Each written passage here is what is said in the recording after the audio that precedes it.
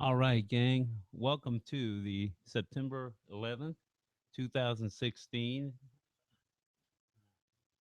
Welcome aboard and welcome to the September 11th, 2016 Mac Forum video chat. Hope that you are enjoying your Sunday. Want to get right into things. Got quite a few things on the agenda for tonight, so we'll just kind of roll right through it. Um, First of all, our newest member. This appears to be an homage to the movie Dune for you sci-fi and fantasy fans. Our newest member is Maudib. Okay, so that's interesting. I wasn't expecting that when I hit the to get ready to do the show notes. Let's get right into a couple of things here. I could have put this one in the forum roundup, and I could also have put it in the tips and tricks segment. As you can see from this posting, a forum member Drums a Go Go had some data recovery issues with an unmountable Mac uh, drive on the MacBook Pro. And to give you the long and short of it, basically he ended up using um, the data rescue program to recover the data on the drive, some of the data that they were interested in recovering. But that's not what this tip is about. What this tip is about, I've used data rescue myself a few times, and it's been tremendously helpful.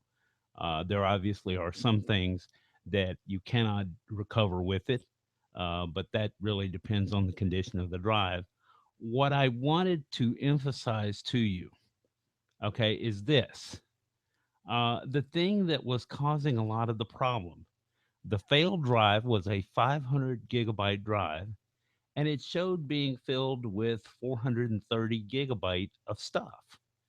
And so obviously became curious as to what was taking up so much space on the drive. And it was the trash folder. The trash folder was taking up 280 gigabyte. Okay. You have to remember when you put something in the trash, if you want to free up that space, you have to remember to go ahead and then empty the trash. It's not sufficient to just put it in the trash. And I put this tip in here because I know there are other users that have forgotten that, although it doesn't always get that far out of whack. But the other reason is that for some programs, you really have to empty the trash within the program as well. iPhoto does this, I believe, if I'm not mistaken. There are some times when you want to empty things within iMovie, same problem. But the big thing is when you start seeing drive space being eaten away and you cannot figure out where it's going, remember to check the trash. And also remember, this is something else I wanted to be sure that I included in here. This just popped into my head as I was going through the notes. Um, One of the things that you also want to be aware of is that if you if you do um, empty the trash on an external drive, that change is not going to take effect until that drive is connected. So let's say that you have a drive connected, you put some things in the trash, but you don't empty the trash right then, and now you disconnect that drive, you empty the trash later with that external drive disconnected, and it's going to keep taking up drive space. Each drive, essentially, for all practical purposes, has its own trash folder. So when you don't uh, empty that trash, it just keeps building up and building up and building up, and it doesn't get emptied until that drive is connected. All right, that's going to take care of that little tip for you. I hope that you don't run into that issue anymore. I'll try to remind you of that occasionally if necessary. Let's look at what else is coming up in the forum. Also, this one, I put this in here because it's a It's a simple mistake to make when troubleshooting. In fact, I've made this one myself once or twice. I did not catch this as a potential issue when I read the thread. Uh, Jake, aka Mac and Win, did. Um, when you make a change to your iCloud mail password, okay, any new mail, if you're using the Mac Mail program, any new mail that you try to download is not going to start showing up until you go into the mail program, into Mac Mail, and change that password. So let's just, for the sake of argument, that in keeping with the Dune theme, I change my password to Maudib, and I change it within the iCloud portion of things. In other words, I go into iCloud or I go into the system preference for iCloud and I change it. And the change is recognized there by iCloud. Until I make that change in Apple Mail as well, if I'm using Mail as my email client, it's not going to be able to go in and pick up the mail. We sometimes forget about that, and it's a real simple step to overlook when you're troubleshooting things. All right, next one. Let's see, which thread did I stick here? Okay, there we go. This is a discussion started about the iPhone 5S. And I put this in here because toward the end of the thread, there is a discussion about which uh, variants of the iPhone can be used with which carriers, and that's entirely because U.S. carriers use two different types of radio chips on their network, two different protocols on their networks. One is CDMA, and the other is GSM. The GSM network is predominantly used by AT&T. But here's the thing: although there are some versions of the iPhone that have radios for both, there was also some discussion. Now, with radios for both, you should be able to take your phone from one carrier to another, use your existing phone, assuming that it's been unlocked and isn't tied to a contract. But there was some discussion in there about whether some carriers don't want you using a phone that you got from another carrier on their network, even though it is technically possible. So what I'm going to suggest to you is rather than get bogged down in all of that and trying to worry about which carriers let you do it, which carriers do not let you do it, if you are seriously thinking about jumping carriers and you are not sure, you would like to use your existing phone so you don't have the expense of a new phone, uh, take it upon yourself to find out. Call the proposed new carrier ahead of time. Check with them. If you get answers like you're being put under a lot of pressure to change your phone, uh, talk to other people that you know, and or go to the forum and try to find out if the problem is a technical issue or if it is more of a matter of the carrier would just prefer that you get a phone from them. Because if you're getting put under that much pressure, you might not be happy with that carrier anyway. That's just my personal opinion there. You might want to keep an eye on that thread. It's just something that I wanted to make you aware of as a potential issue if you're going to be uh, making use of your phone on a new network. All right. Now, Apple this week did a lot of things. They had their media event this week. And as part of the media event, they went ahead and released iOS 10 as a final release. I've been running the 10 beta for a while. It's been pretty stable for me, so I went ahead and updated to the public release. Got that done yesterday or day before. I forget exactly which. And it's running pretty well. But I wanted to mention something. that I ran into, and I'll have a link to the article. Uh, I'm going to be running some iOS 10 tips in the coming weeks, but here's one for you. Um, iOS 10 changes the behavior of the home button.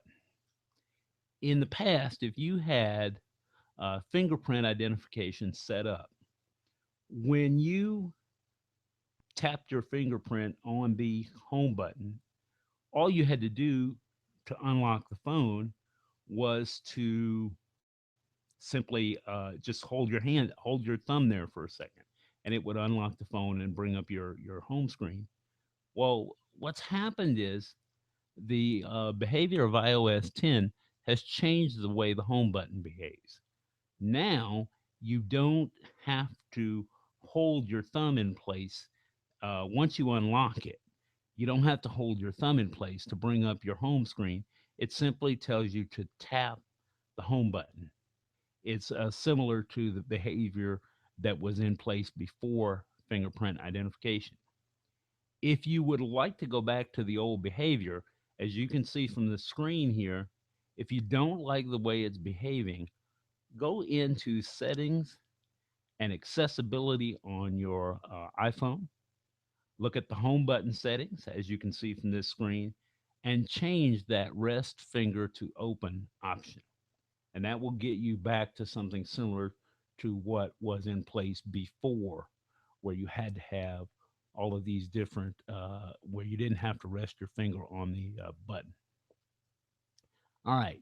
Now, let's get down to some of the things that came out in the media event.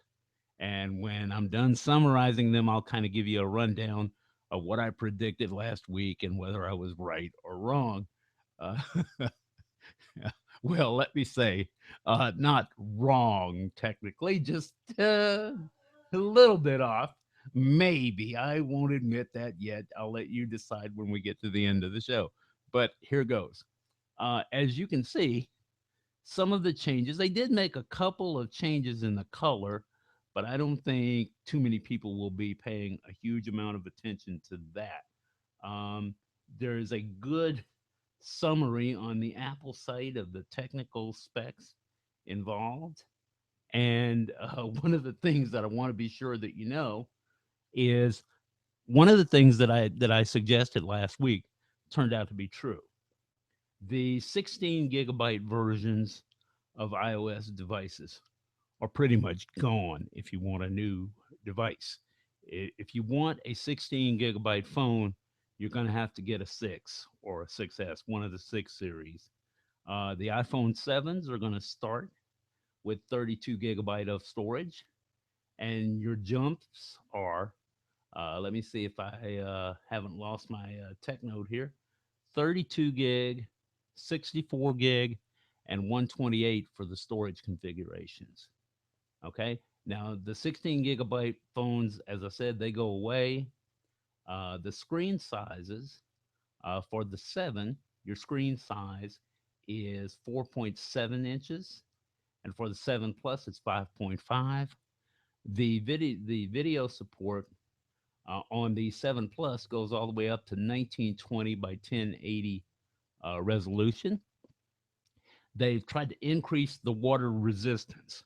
Notice I did not say waterproof. I would not recommend you go dunking your iPhone in a tank of water, okay? But they have made some changes to try to improve water resistance. The cameras have improved. They are now up to a 12 megapixel camera, and the 7 Plus supports both telephoto and wide angle use, with digital zoom going as high as 10 times magnification on the 7 Plus. Video can be recorded at 4K resolution. And if you're recording video at 4K, you can also take an 8 megapixel still photo while you're recording that 4K video. I don't know how many people will use that feature, but hey, it's a nice thing to talk about. And it's a great way to talk your wife into your husband or wife into the fact that you really need a new phone. Okay, let's look at some other things that came up.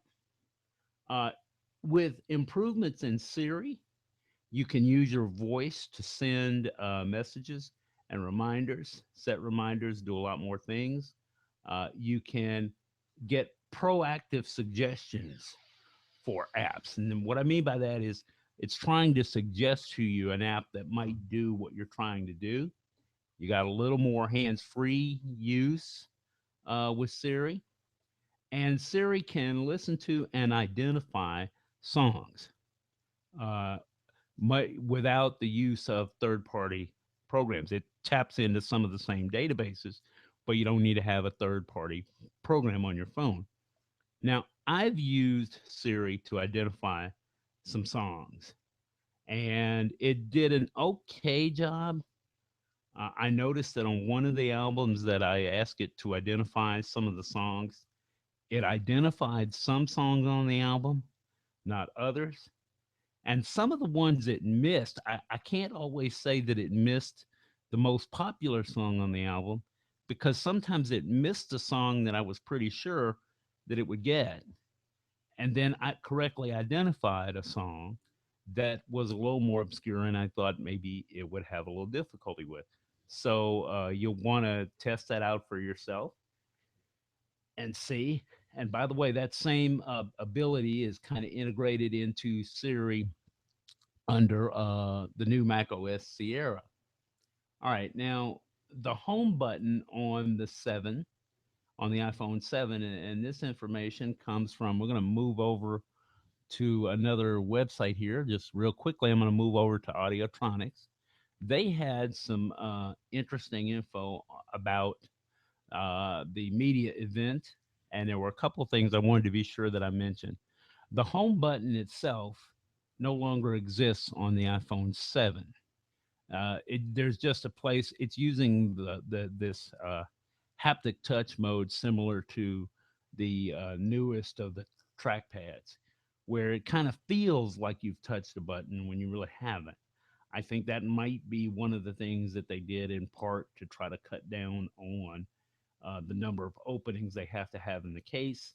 And for some users, the home button has been a failure point on their phones because it does get so much use throughout the day.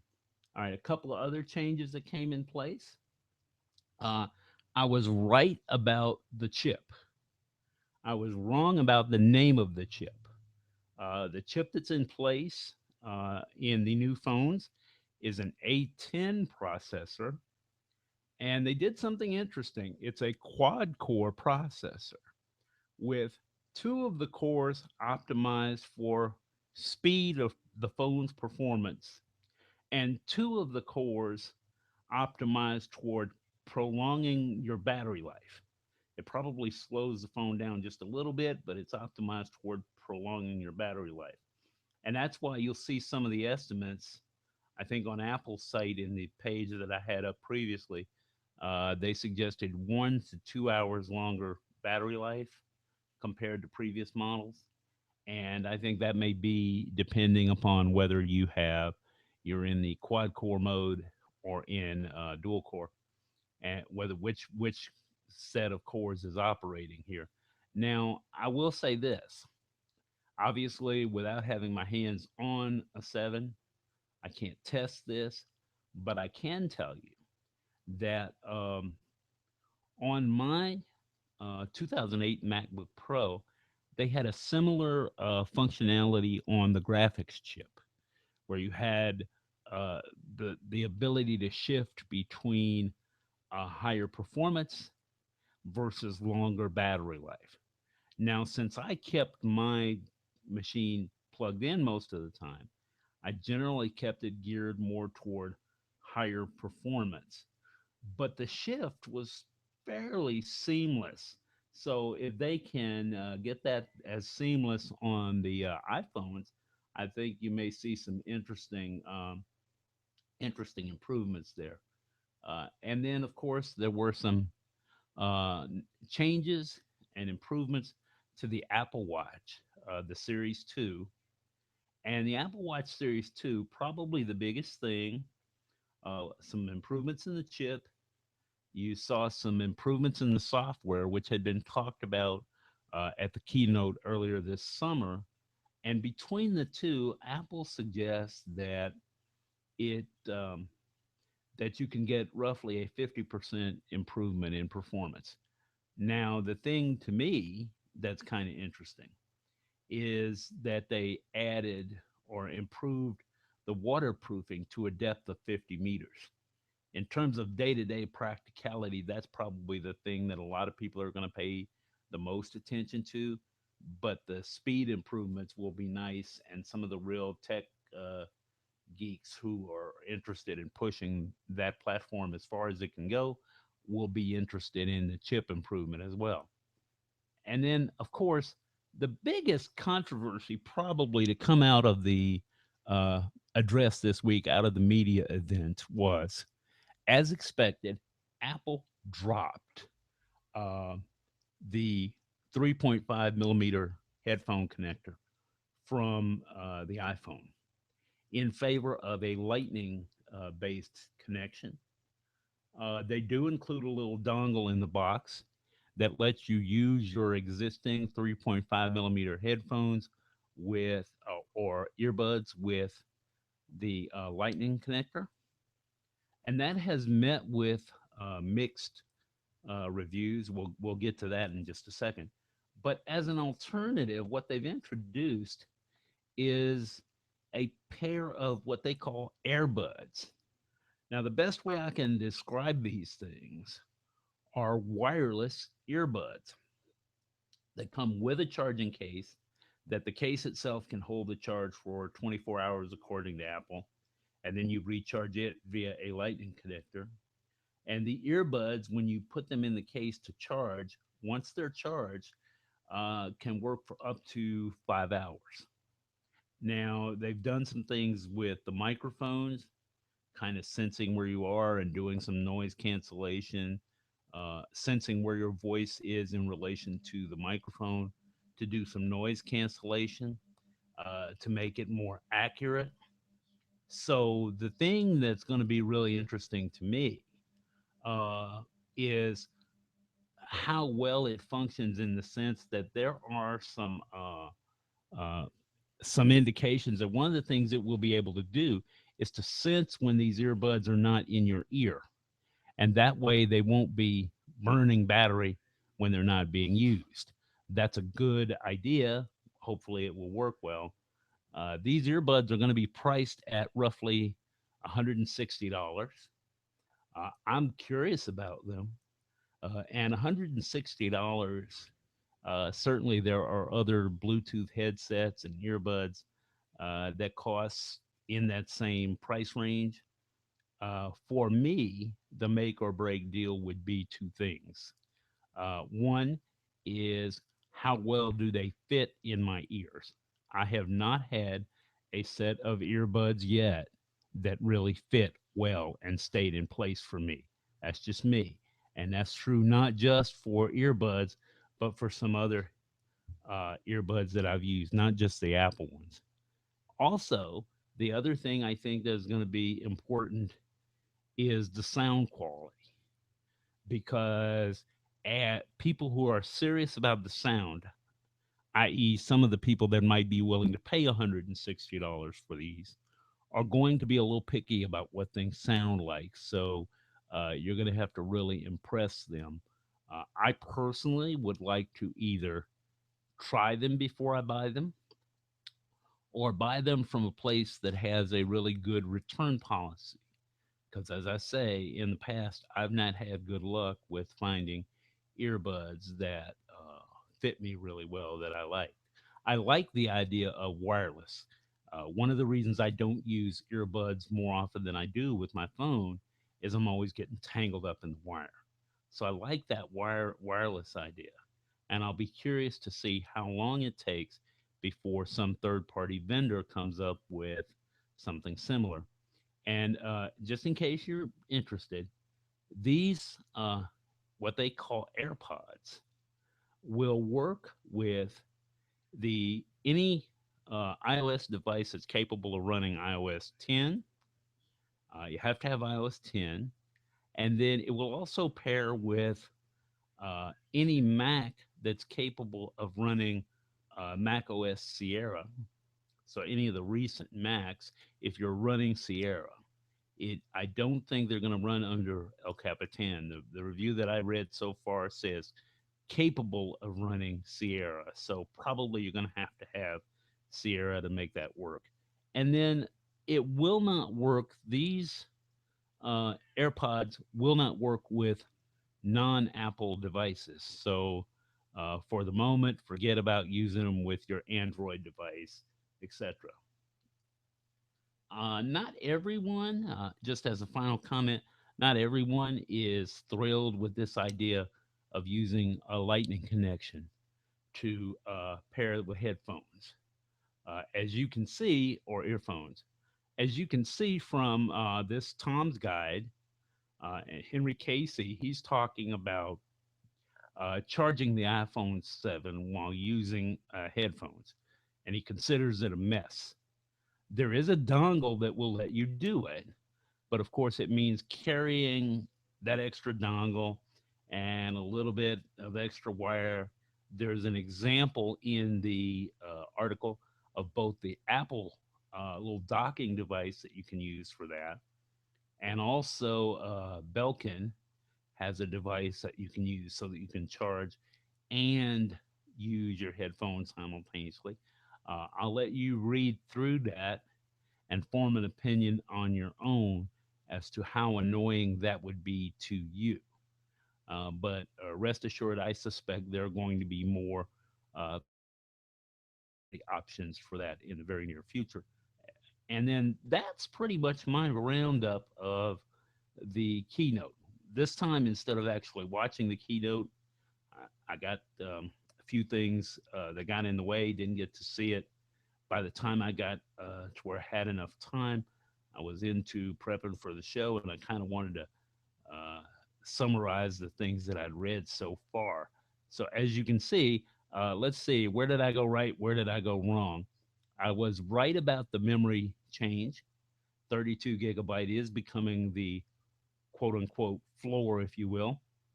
I was right about there being a faster chip, wrong about what they called it and exactly how they did it. I did, if you recall, when I did the predictions last week, I didn't go into detail on how I thought they were going to get the speed performance there. I was thinking in terms of just the faster chip. I was not thinking in terms of one set of performance specs for battery save mode and one set of specs for speed and maximum performance. If they make that work, that's really great. I didn't really talk about the watch very much. It looks like I'm going to be right about the release dates. Mac OS Sierra is due out by the end of this month, and if you'll recall, I told you probably no later than the middle of next month. And then, of course, iOS 10 is already out. So we hit that one right. I told you that one would probably come out simultaneously with the event or very, very shortly thereafter. So we hit that one. So I didn't do too badly on the predictions. Next time, we'll try to be a little more specific. I'll try to polish up the crystal ball a little bit better and see how we do. And that's going to just about do it this week, folks. Got a lot of stuff in a short period of time, ran just a little over 30 minutes. Hope that you found it interesting. There's some discussions in the forum about some of these topics. Feel free to join the forum and chime in where you can. And as usual, there's a lot of very helpful troubleshooting information. So keep the questions coming. And I want to thank you for joining me this week. And until next week, I'm Sylvester Rock, aka Sly Dude on the forum, and I will see you next week on the Mac Forum video chat.